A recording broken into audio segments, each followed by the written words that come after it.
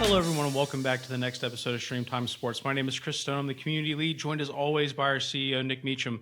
Now, today, Nick, is going to be an interesting day, and hopefully one you and I might potentially learn from. You know, quite often you and I are talking about media rights deals. We're talking about building platforms. We're talking about piracy. All stuff I think we're more than qualified to speak on, but not necessarily something you and I are doing on a day-to-day basis. But today we're going to focus on publishing. And while hopefully our listeners will know this, there are people that just know us for our events, Nick, but our events take place, maybe 12, 14 days out of the 365-day calendar.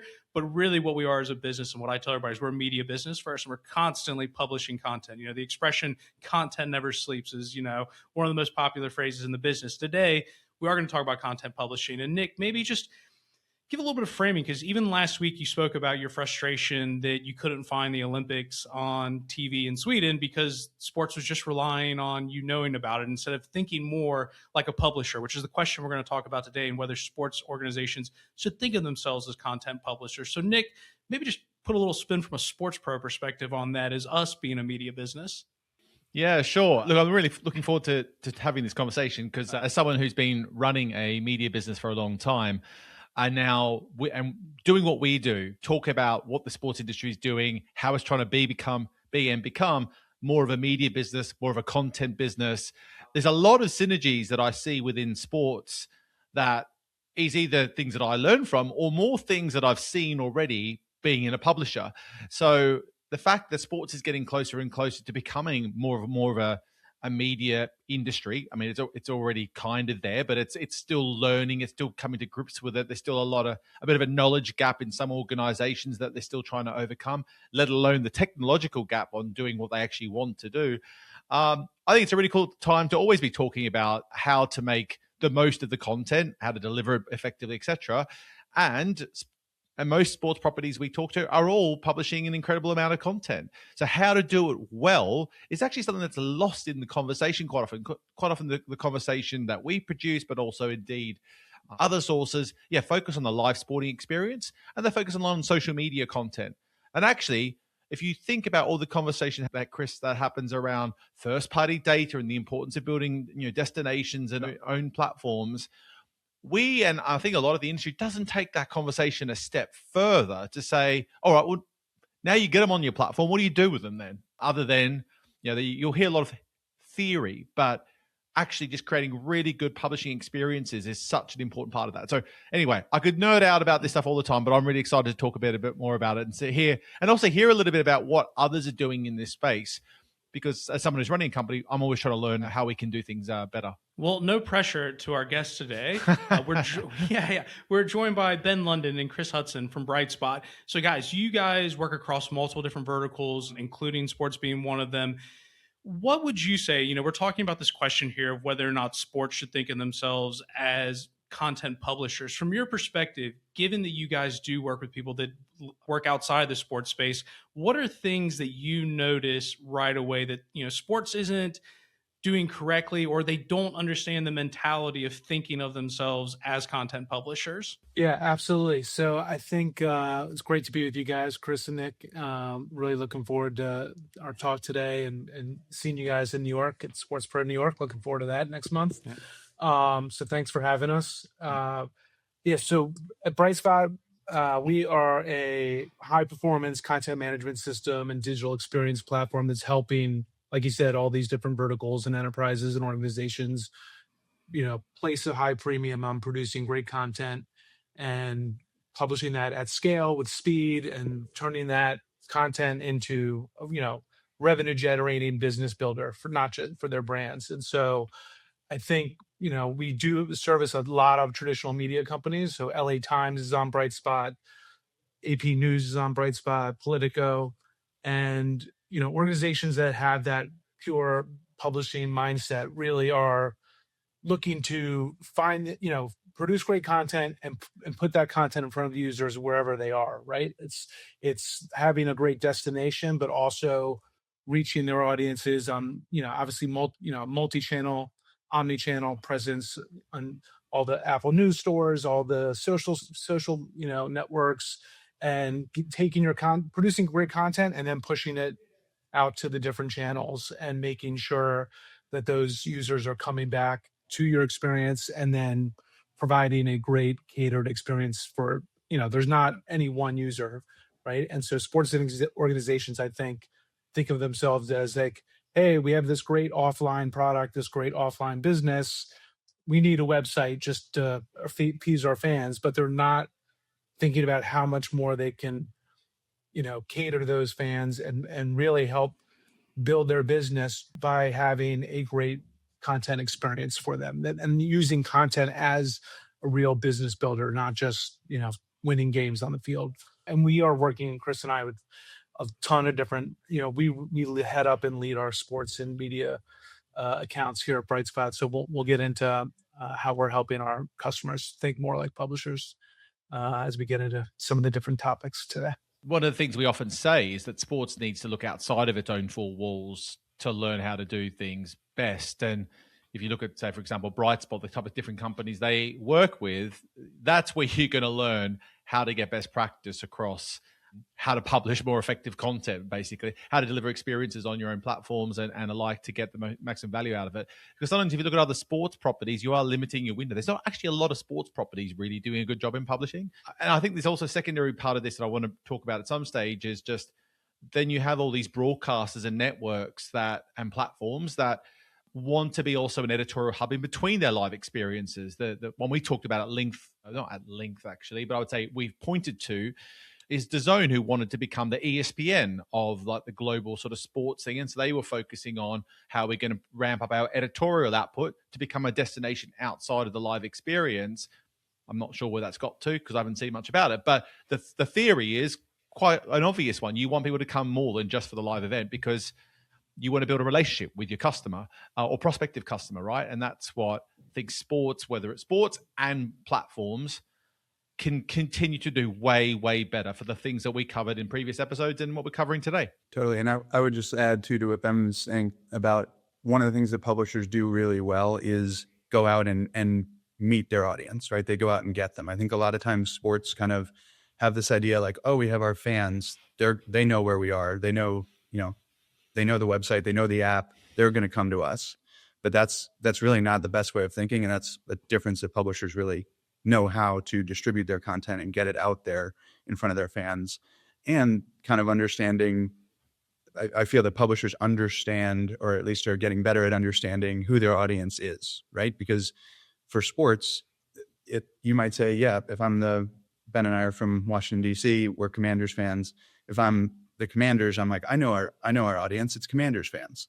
But there's such nuances within that group that you have to be able to understand who your audience is in order to meet them, right? The fantasy football player is different than the season ticket holder, who's different from the casual fan. So there's all these little nuances of your audience. And I think publishers understand that better than sports. And I think that's a key step for sports to start acting like publishers. I would just say that that's a really, really good point. And I think the reasons why are an important part as well, right? So sports has generated a lot of income from sponsorships and just non-direct relationships. And that's why they have been able to do this to this point. Yet we see across the whole industry, everyone's focused on that more direct relationship with fans and potential customers and so forth, because they need to. And that's why they need to think more like media companies and publishers. And I think we often just talk media companies and maybe generalize that as one whole. But I think publishers is a specific and important subset that is just as important as being a traditional media company through the lens of just video and other more traditional media alone. So following up on some of what you spoke about there, Ben and Chris, do you see sports becoming more aware that it is lacking in that space? The people that you're speaking to, whether they're already clients or people you're trying to get on board, do you recognize that they see this shift taking place? And what would you say are maybe some of the common places where they currently are coming short, whether it's a strategic mindset approach or a tech stack approach to be able to do this? Are there things with the shift to be more like these publishers that you are seeing in other spaces that are just being done well, or where the gap exists between these two types of organizations? So I think the shift is happening because, a few years ago, I think these, sports organizations would say, I just want to build a great website, right? I need a good website, and can you help us do that? And now they are thinking about how can we build a great experience and how can we engage our fans? Like the the ambition is starting to be there, but it is those gaps where these organizations we work with and that are out there, like they clearly don't have, no surprise, they don't have the resources and the budgets that major news publishers have, right? So they have to get creative with smaller budgets, smaller teams, and how do I reach my fans and engage them with those limitations? And it's trying to find, I think, the sweet spot of what can they produce in-house really well, and also what can they there's obviously a ton of third-party content services out there and solution providers that can help them create a seamless experience, but doesn't have to be like, they don't have to have an entire army of news people cranking out articles. There's so many tools now that can help small teams really compete on a bigger scale. And so that's really where I think we're helping a lot of the organizations we work with, because it is about just like speed and scale and workflows and automations, and really empowering these organizations to produce great content and experiences, and reaching, like Chris said, different segments of their audience. Yeah, and I don't think there's any question that the intention isn't there, right? Like sports, it's like, yeah, I do want to act more like a publisher. I know, or I can think of the value of doing that. So it's, the intention is there, but it's how do I do that? And choosing a technology stack, like you said, Chris, like the infrastructure that allows me to do that.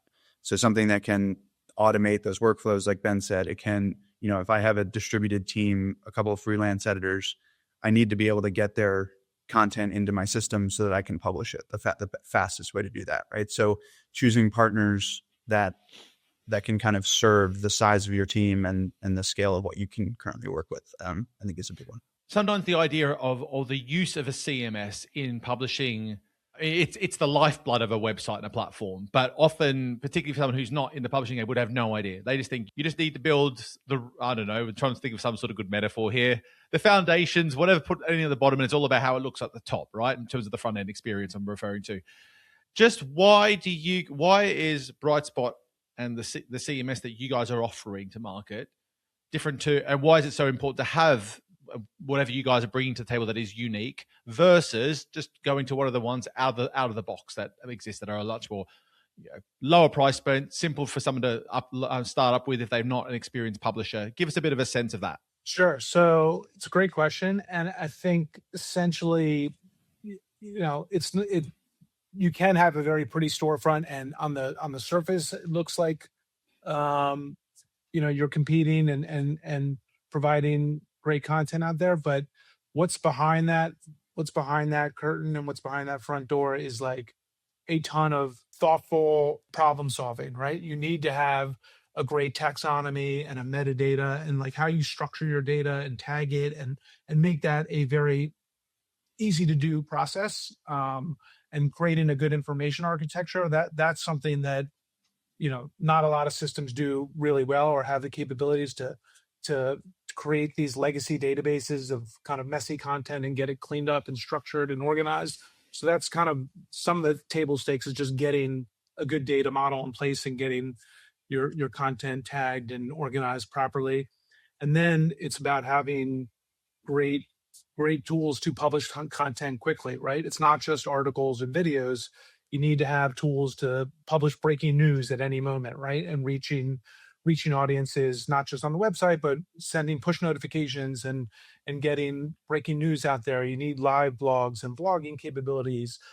You need, I'm just trying to think of some other great tools that we provide. But and then in addition to having those kind of core capabilities, you also have to need a platform that is super integration friendly and has distribution channels outside of the core system. So if you create an article and you want to put that on Apple News, you need a system that can do that instantaneously and syndicate it out to Yahoo News and all these different channels. So kind of outbound integrations is a really key part of Brightspot and something that we support really well. And then equally as important, especially for sports organizations, is like the ability to bring content into your system really quickly, right? So player stats, leaderboards, scores, tickers, a lot of that data that needs, to be kind of automated and it's not really produced, but you need to have great articles next to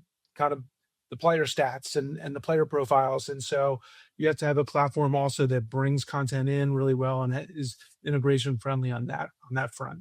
Yeah, I would just kind of, to sum it up, it really, Brightspot serves as that central hub, right? So it's the place that you generate your content, but it's at the center. So you have things coming in, things going out, and you can spend all of your time there, as opposed to all of these distributed systems. And Brightspot is very publisher friendly, right? Like it's your editors and your writers spend time in your CMS, and so it needs to be a place that they enjoy working in, right? It's can be, anyone knows from using any tools how frustrating it is when things are slow or things don't work, or I have to do, in order to get an image in, I have to go here and here and then download it to my computer and then upload it to the CMS, right?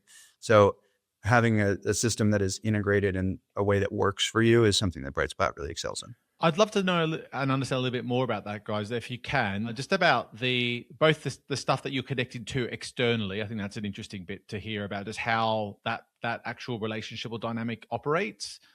I'm definitely doing this from my own lens, but I think it's very transferable to anyone else who is looking at this as well as how you connect with external sources to bring stuff in. You can nerd out as much as you need to on this if you want to, but give us a bit of insight as to how that all works. Example of something integrating outbound, it could be anything from RSS feeds to GraphQL data payloads, but basically figuring out who your partner is and where the content needs to go, and then setting up automation and schedules to get it out there. So setting up rules that say every time I publish an article with a tagline of breaking news, it gets put into an RSS feed that is then picked up by our partners, or it's part of our Apple News API that, gets sent automatically to Apple News. So it's understanding where you want the content to go and then just configuring it within the CMS. And it doesn't take any code. That's the whole point, is it's flexible. Partnerships change, right? Things change that you want to be able to work on the fly. And that's kind of another aspect, is being able to generate these feeds in such a way that your content can go where it wants to go when you want it to go there. Sure. So just those examples that you put from the going outwards, the Google and Apple you pointed to, are they the main types of ones you're talking about, or is it also RSS feeds can be picked up by a host of partners? Is there anything else there that's really a go-to or an important external channel that they're also using? Not necessarily on the content syndication front, but another common use case is like customer, CRM systems, and taking taking form data. If you have to register for something, if you want to sign up for a newsletter, things like that, and registrations, we will kind of be the front door for that, but then we'll post all that data to like a CRM like Salesforce or MailChimp, and so I think the key is also not trying to think you can do it all, right? Like you definitely want to leverage these third-party systems that have much stronger capabilities in core competence, things that aren't their core competency, but being, having a seamless front door, like we said, and having that the user think that you're part of that newsletter, but even though you're really not. So it's a lot of kind of downstream data storage and analytics and things like that as well.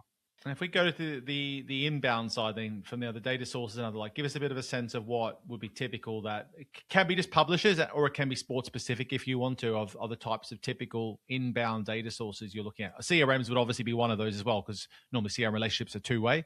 What else is there? First and foremost is kind of video, right? So like Brightspot,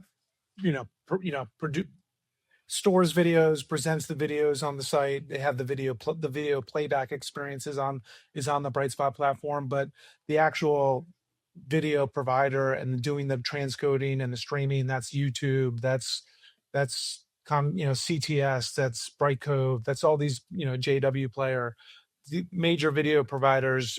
We have a very kind of first class native integration where as soon as the video is published in one of those video providers, it's immediately kind of ingested into Brightspot and auto published on the site. So you don't, it's really seconds from publish to playback on the site. So video, I would say, is, primary, everyone's got videos on their site. So that's one of the huge ones. And then in the sports industry, it's very much scores and stats and data providers. We work closely with, Sports Radar is a company, a big kind of stats provider. So PGA of America is one of our big customers, and doing golf leaderboards and golf scoring is very complex, but we have a tight integration with a number of the golf scoring providers. PGA Tour has an API system, Golf Genius has an API system. So we are, Brightspot has a lot of frameworks and tool sets that apply to any data provider, but it's about having, connectivity and API clients that connect to those upstream providers, and data synchronization frameworks where like every, in near real time, anytime data is changing at that provider, it's coming into Brightspot, getting processed and transformed into our data models, and then presented back to the user so that we can have a native leaderboard experience. And it's not like an iframed solution, right? So, Chris, I will let you speak again and ask another question too. I'm just curious, that last example is an interesting one for me, because I have never really had that conversation with people. I often have heard everyone talks about getting these data sources from a Sport Radar and alike, and getting that ingested in. What do they actually get, and what is? It sounded like you were sort of talking about it then, Ben, but just to give us a bit of a deeper explanation as like what actually gets sent from Sport Radar, and then what is done on platform. Like, are they getting, for example, the tables of data ready-made from Sport Radar that's just published straight onto the platform, or is there something that's happening in the CMS that has to be done for then to be ready to be published, and it's very much more raw, the data that's getting received? And there's two different ways that we've worked with Sport Radar to do that. If you wanted, they provide widgets and kind of like ready-made templates that you can just stand up right away, and they're syncing real time. But one of the value is they have an extensive library of APIs that we will connect to and actually save player data in the CMS. So for every player in the NFL, we're syncing every day, saving that in our CMS as a content type for that player, and syncing their stats on their like player profile, if you will. So it's constantly running, and it's a great system for kind of, if you think of an editor or this, I'm just thinking of this in the context of NBC Sports, who do a lot of blogging and fantasy posting in their player news. And so it's a great system for kind of having the source of truth being the Sport Radar data that's, nightly syncing any changes. But in the CMS, it's allowing these editors to make real-time updates. So when a trade happens, they can make that note in the CMS on the player's profile and make that real-time update on the site. But all of the stats and everything else is getting kind of updated from Sport Radar. So I guess it's kind of a long way of saying there's different ways you can do it. But what Brightspot allows is either that kind of quick front-end presentation or a deeper sync of the actual data that's being saved as records in the CMS. And you can think about that opening the door for a ton of other uses too. And both have their pros and cons and benefits. But the approach where you can bring in the raw data and transform that into a native experience on your site unlocks so many more capabilities and opportunities to monetize that data. You can, if you have your own table, you can put, you can interrupt it with banner ads or sponsorships and cross-pollinate, from this deal table, you can link to the team page and things like that. There's much more kind of opportunity that gets unlocked if you're able to kind of bring in the raw data and use it however, you want to.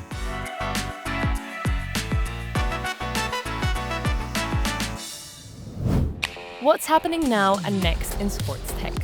As AI adoption accelerates rapidly, the inaugural Global Sports Tech Report from Sports Pro and Sport Radar reveals which technologies and trends are driving real business impact across 6 core areas of sport. Informed by a global survey of senior executives and insights from leading tech and sport organizations, the report offers a 360-degree view of what's working today and where the industry is headed tomorrow. Access the full report via the Sports Pro website.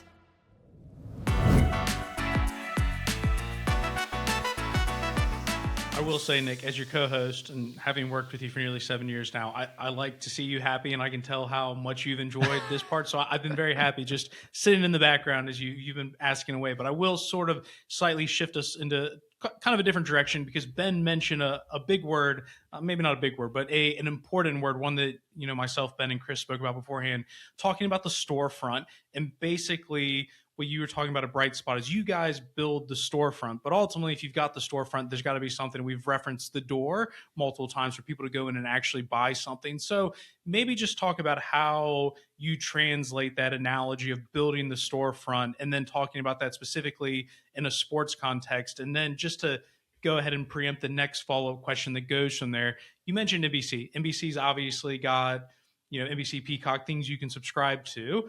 But then on the flip side, not everybody is NBC. Not everyone necessarily has a D2C OTT streaming platform. So for the people that aren't necessarily in that world, how do they build the storefront? So I guess talk us through the storefront analogy, how you translate that into sports, but then also scale that for someone that could be NBC all the way at the top level that's got a very clear monetization model for its content, versus someone that doesn't necessarily have someone to drive them to that, but there's still value in publishing content nonetheless. The idea of the storefront it obviously comes from retail, right? Every retailer, or the best ones, have kind of a flagship store, and that can be translated over to a flagship digital experience, right? You want a place where people can go to understand your brand and to visit your brand.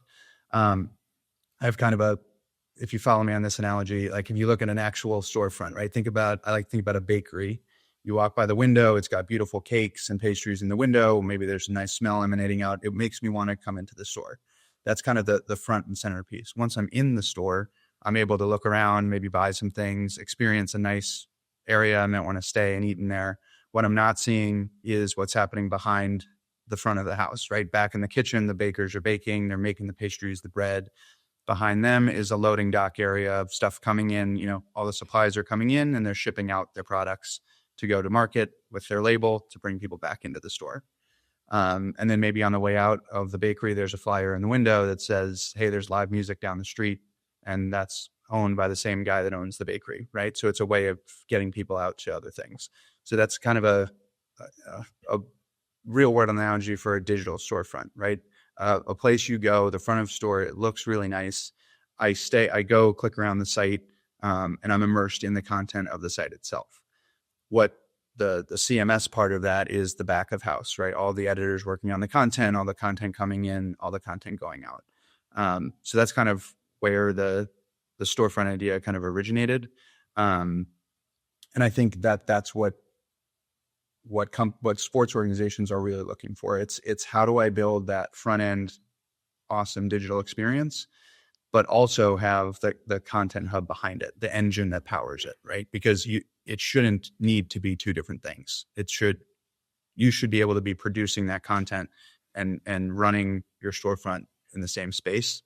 And then to Ben's point earlier, talked about relying on partners and integrators, understanding what you don't do well. So that's where at the bait, you need stuff coming in, you need shipping, and that's kind of how the back end analogy works there. But I just like to use that to kind of illustrate like in the digital space. Ben, I'm not sure if you have any I think with NBC Sports specifically, like having that great storefront allows them to capture, bring their audience in, but then send, they have a huge network of services and capabilities, right? So they're on NBCSports.com, but then they're getting enticed to go to Peacock and sign up for a Peacock Peacock subscription service and watch the live event right on Peacock, or they're asking, they're facilitating having them purchase a subscription to one of their other, partners or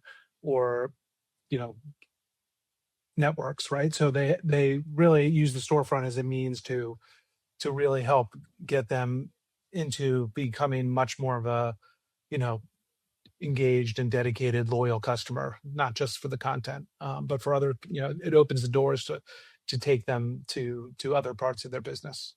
And then on the smaller scale and the smaller organizations front, Chris, I think I think what we're seeing there is just because you're a small organization doesn't mean you should have the expectations of don't mean users aren't expecting you to have just a bad experience, right? The bar is still high for these small organizations where they still have to provide a compelling experience to their customers. They still need a respectable storefront. And where we try and work with our, smaller organizations is let's do fewer, we have a platform that might do 100 things really well, but let's do 10 of those.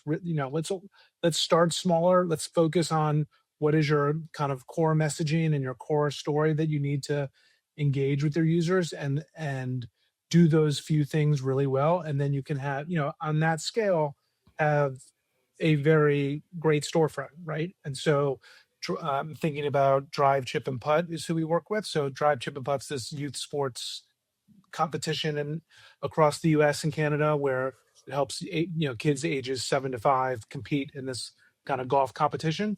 And so their storefront, they have a smaller team. Their storefront really still does a few things really well, right? The core things that they need they need parents to help register their kids to compete in this competition. They need them to go to find where the location is for the event, find this, after the events are over, they need a scoreboard, they need a leaderboard. So they do those few things really well on our platform, and it is the storefront that they need for their audience and their program. And they also have a big event, and I think we should talk more about live events and the scale of that at some point. But Drive, Chip, and Putt has a national finals in April, and then that's where they kind of pivot to doing more storytelling and coverage and making sure that they have content that is covering their national finals. So it's kind of just finding, what are those fast lanes that they need to be really good at and helping them achieve that and making the platform work for them and not having them to have to adopt the whole platform. I'm just curious, guys, if you could just give a really simple explanation for those. I was just thinking coming into this, we probably didn't really talk about it, but when you talk about a CMS, I think for people that don't work in publishing, there might be a bit of confusion as to what a CMS does and also what it doesn't do. And when you need other plugins, other tools, for example, you talked about the shopfront. Typically, I don't know if you guys will be doing differently, but for example, you need a cash register. We're going to keep going on the analogy. So you would need a Stripe integration or a payment integration, etc. Just could you? I mean, if Chris, if you want to take that one, but you don't have to keep going on the analogy front unless you want to keep talking about different types of baked goods. But just very simple terms, what does a CMS not do, as well as what it does do for those that are looking to focus more attention on it and maybe haven't given enough attention, but are maybe in a senior position in the industry? What it does do is it's a place for your editing team to go to generate their content, right? So if it's written, it allows you to write the content and kind of piece everything together and package everything up. So your example of a cash register is great. E-commerce is something that you would need a third party to do, right? Brightspot is not an e-commerce platform. There are tons of e-commerce platforms out there and you can integrate them very easily. And that's where we thrive. So we talked about a CRM, so something like Salesforce integrating. We aren't a CRM, and that can be confusing. CMS, CRM, people can kind of use those almost interchangeably. But that's just something that isn't a core competency, and that's by design, right? Ben talked about focusing on what these organizations do, and that's what Brightspot at our company we do, is we focus on what we do best, which is serving those editors. Another thing would be kind of like newsletters. We can compile a newsletter with the content that you're creating. But the actual newsletter delivery is something that, you would have a third party do. So it's anything really that outside of the content generation and syndication part is really where third parties come in. And what about subscription and advertising? Is there anything that you guys do internally, or is it all done third party as well? I've seen a mix of both, but typically the CMSs I have seen, they've tried to do one, don't typically able to do it very well, and normally it's best to use third party, but I'm not sure what you guys do. Yeah, so a good example would be analytics. So something like Brightspot does have built-in analytics. You can get page views, real-time data, and have that coming from Brightspot. But there are a lot of other third parties, Google Analytics, Adobe, Parsley. There's tons of other third-party providers that do analytics. That's what they do. Yeah. So that's a great example of something that can go either way. And even with, like, if you do use the third party, that's great. Some people like the dashboards and reports that those, products generate. We can ingest that data into Brightspot. So when you're looking at an article within Brightspot, you can see that data of how it's performing, of how, do A and B testing, all that sort of thing can happen within Brightspot. So I'm trying to think of a way to work that into the bakery, but it's almost like if you hired a musician to come in, right, and play live music in your cafe. It's part of your experience. It's within your store, but that's not your guy. That's not who's playing. So one thing I want to jump in back on the track of what the CMS does do is, because we've talked a lot about Brightspot does a lot of full stack experiences where it's both the content engine, but also the website and the front end. But Brightspot and the CMS also is a very powerful platform for headless applications. And so Brightspot provides powers from a content and data perspective, all through APIs and data feeds, headless experiences. So like mobile apps, NBC Sport, Golf Channel is one of our customers. We're launching their mobile app in a couple weeks. And so the mobile app is not Brightspot, but it's getting all of its data from Brightspot through headless APIs. And there's other customers of ours that want to have their own web application, and they want to control the front end and the consumer experience. But Brightspot is the data source. And so we do a lot of knowledge management solutions, help desk support, like, hey, find me an article on how to, NVIDIA is one of our companies. We do their knowledge management tech support. We're the engine and the data source for their end user tech support documentation. And so Brightspot can also, and the CMS can very much be a headed or a headless solution. So it's kind of powerful in both ways. So like that. To ensure we've got time to talk about it, because it is a chunky topic. You talked about live events, Ben, and there's no better time to be talking about live events as the Olympics are going on right now at the moment. Also really great because you guys work with NBC Sports, who are covering the Olympics. So, we touched a little bit on like what should be the approach or the thought for people that maybe don't have, a video platform they're necessarily driving people to from a sports perspective, because the live content is so important. Although we agree you need all the other bits in the shop front to get them to that point.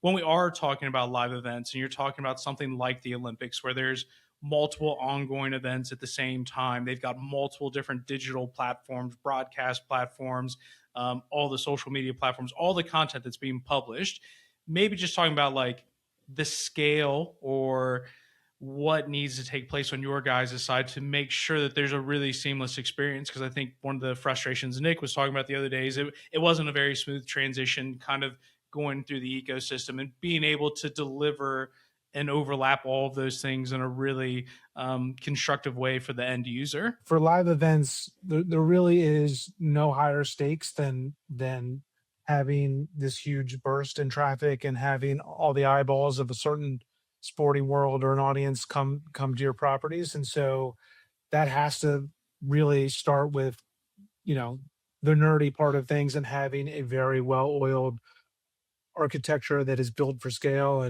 and doing live simulation testing and load testing, and really doing architectural reviews of like, how are you caching everything in the cloud, and how do you really, make sure that you don't have these bottlenecks or these vulnerabilities where your site can crash at any moment, right? And so you really have to think about purely the infrastructure part of things is so important, and having kind of a well thought through hosting architecture that does performance scale, and you have to rehearse that and go through all of the the disaster recovery scenarios, because the stakes are just so high. You can't afford to screw things up. And not only just for the known live events, but I think that's really important for media organizations and sports organizations who like can have breaking news at any time, right? They're like something big can happen for your organization that you didn't expect. I don't want to go morbid, but I'm just thinking about like when Kobe Bryant passed away, right? Like that was such an earth-shattering thing that all the eyes in the world were coming to, we're going to certain sources for that information. And if you're not prepared for that, like you need to like be prepared, expect the unexpected, as I guess is my point, right? And so you may not think you're going to have a live event, but you might have one, right? And so you kind of have to be thoughtful about that, kind of 24/7, 365 type stuff, and make sure you're prepared for those things. When we talk about NBC Sports and the Olympics, and to be clear, NBC's main Olympic site and Peacock and all that is not on Brightspot. So Brightspot, we support NBCsports.com. It's still an integral part and part of that storefront for NBC, because what we do is help people find where to go for their Olympic information. So this is, embedding NBC's Olympic schedule on the site. You brought up how many events there are going on over this, 3 week to a month long period, curling, skiing, long jump, like all of this stuff. It's like, well, how do I find this? Where do I watch? NBC Sports tries to help you figure that out. So it's displaying that Olympic schedule, directing people to Peacock so they can see right off the bat. I can watch, the men's ice hockey semifinal today. I click right here and I go there.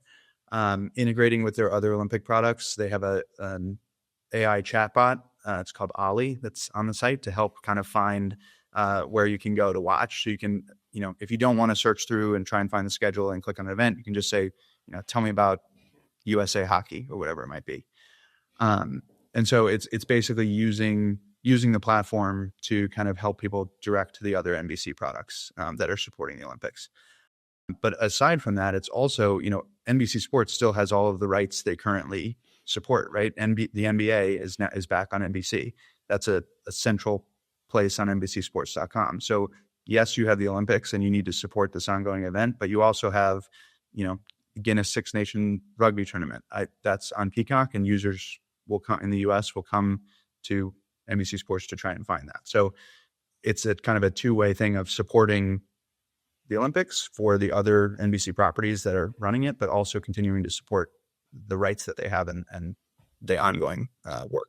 I'm curious, just taking a step back from the specific examples we've talked about. And by the way, I looked at NBCsports.com earlier, and I would say it's a pretty much better experience than one of the other broadcasters based in the US that I actually go to far too often. I often get annoyed with it, whereas this one's it's got a nice mix of everything you need to have, different formats. I did enjoy the experience going on there, so kudos to you guys on that. One question I do have actually with regards to the live component is, you talked about the stuff going in and out before. Just curious as to how the video, if someone wants to broadcast live on platform, how are you managing that through your platforms? Basically, again, that's through like a lot of and that's where like rights management is just such a huge thing in the sports world, right? Like a lot of times these organizations don't have the broadcast rights digitally for their own content, right? PGA of America is a customer of ours. ESPN does their broadcast, but so people come to PGAchampionship.com wanting to watch the live stream. So I think it's a two-part answer. One is some of these customers need to get creative on, when you don't have the live broadcast, how do you still create a kind of coverage of your live event? How do you still simulate, give them an experience that helps them engage with the coverage, but it's not the traditional broadcast, right? And so that's where you have to get really creative about doing, you do have access, you do have rights to clip the highlights and do kind of real-time clipping and automation around showing 10 bite-sized versions of the event. You can have behind the scenes cover, having someone cover behind the scenes or the fan experience, and doing content creation that like is covering around the event but not the live broadcast. So that's kind of one track that I think is very important to help customers like still have a compelling creative approach to covering live events. And then on the pure actual live streaming, we partner with video providers and The have ones like their you mentioned earlier. Yeah. TVE. So we have it appears as native, but like you watch the stream, you got to go authenticate with your TVE provider. You come back, and then you have the token and the permissions to watch the stream. So that's something we're doing a lot more of, and there are different video providers in the game that we're working with that have those kind of like single sign-on solutions to the events. And to give an example, we talked earlier about like what the CMS does versus doesn't do, like connecting with that video provider, if they are the ones producing and playing the live stream, right? But we're connecting to their system and ingesting, what we'd call broadcast events. So we're building out the schedule, your TV guide. So for something like Golf Channel, right? You can go to golfchannel.com. You can watch the Golf Channel live on golfchannel.com.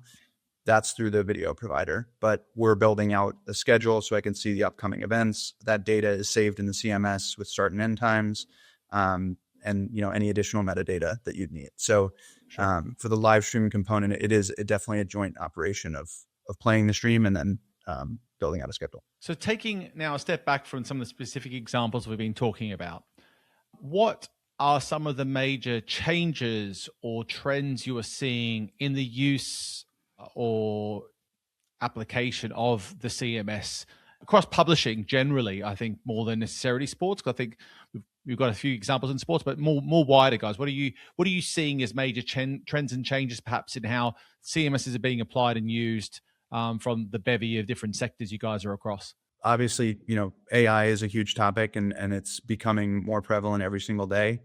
And one of the things we're seeing is, integrating your AI, whether you have a license for any, OpenAI, Gemini, anything like that, integrating that into your CMS. And not necessarily, I think the obvious thing is, content generation, right? Like AI generated content. That is a thing, but that's not the true power. People are starting to integrate AI to build out workflows automatically and to kind of automate a lot of processes within the CMS. Whether that be, like I said, workflow generation or A/B testing, right? Being able to test two different pieces of content based on your audience segmentation and get, real-time feedback on that.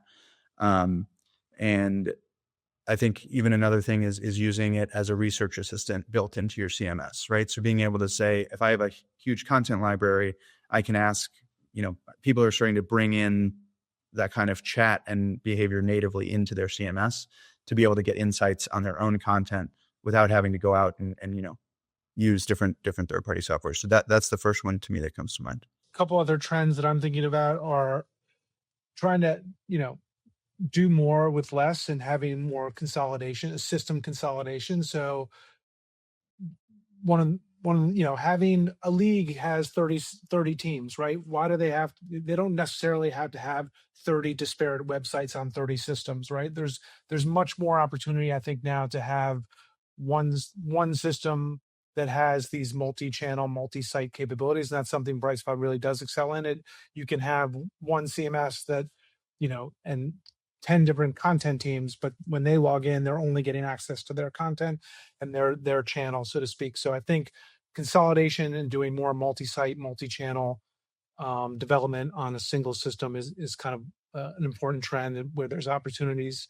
And then also everyone's trying to, I think, monetize their content through subscription-based models is becoming more and more, you can't even go to CNN.com anymore without trying to get prompted to sign up, or everything paywalled content is becoming much more common. So having capabilities and solutions around subscription paywalled capabilities is pretty evergreen for a lot of different verticals. Interesting. So would you suggest, given what you're seeing and what you're hearing, then that there's more of an appetite or push to create subscription-based experiences and paywall-based experiences than there were previously? Because there's obviously a conversation in the media, the industry, about there's more and more content than ever. The market's getting saturated with it because everyone's creating it. AI is doing what it's doing, etc. But are you seeing that there's more interest now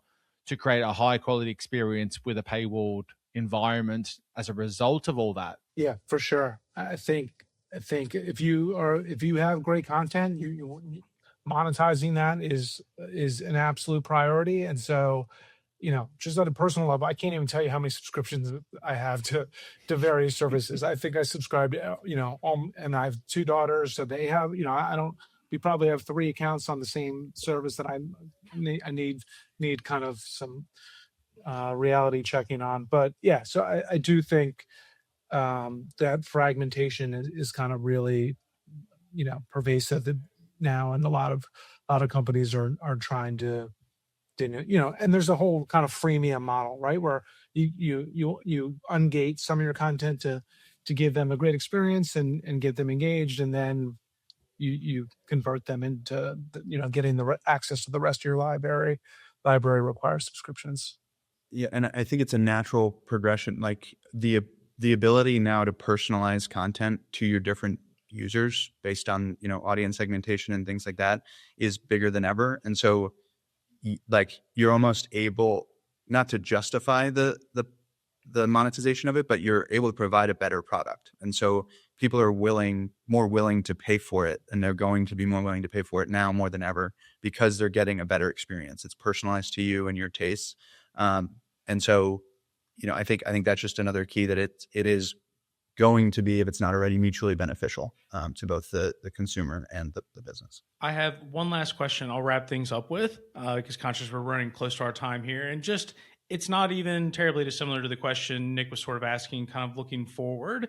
But as you, given, the expertise you guys have across other ways, are there things that you think sports is currently underutilizing in terms of a publishing strategy that you're seeing elsewhere that you think is going to become more popular, or something that should become more prevalent because it currently isn't being utilized to its full strength at the moment? Yeah, I absolutely think, sports organizations have so much more digital assets than they give themselves credit for, right? Like, or the opportunity to have better content experiences. And a lot of teams are like, okay, we'll do some highlights of the game and we'll put it on our website, and it's a traditional video gallery, and maybe there's some editorial recaps around that, but there's so much opportunity, I think, to get creative with kind of for a low effort. You can get really premium experiences just by like creating and clipping videos in a different way, or doing something like let's do shots of the team in the locker room, or let's do like a little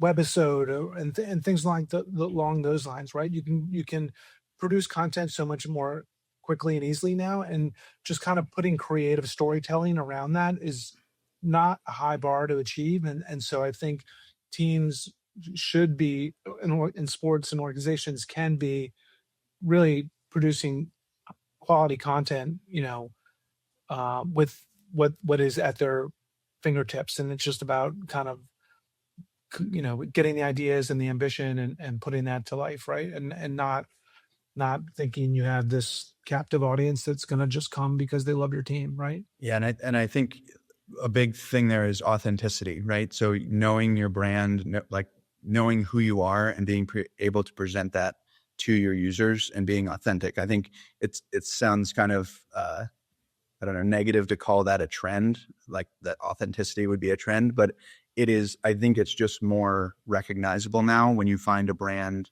or content that is authentic.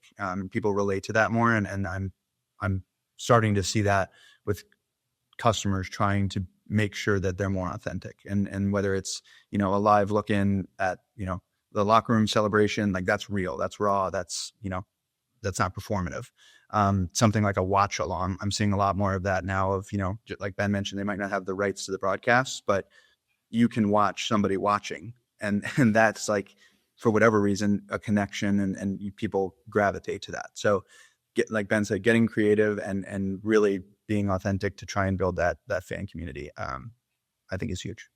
I never thought I'd be watching people watch something, but after seeing, was it Gogglebox was the thing that picked up in the UK? I don't know if that made it in the US, then that blew me away. So ever since then, I've now been much more open-minded to watching grumpy old people talk at the TV. Chris and Ben, I appreciate you guys coming on today. And this isn't to discredit any guests Nick or I have ever had in the past, but I can tell you from having done several over 200 episodes now, I can tell you it's not very often I see Nick get this excited and asking questions. I think it does partly have to do because of what we do at Sports Pro, but I will say, at least from Nick and I, it is really valuable when we have episodes like this, because if we're learning something, we feel like that's going to be good content for our audience as well. So appreciate you guys coming in. Like I said, I'm sure Nick took a lot of joy in asking all of those questions today.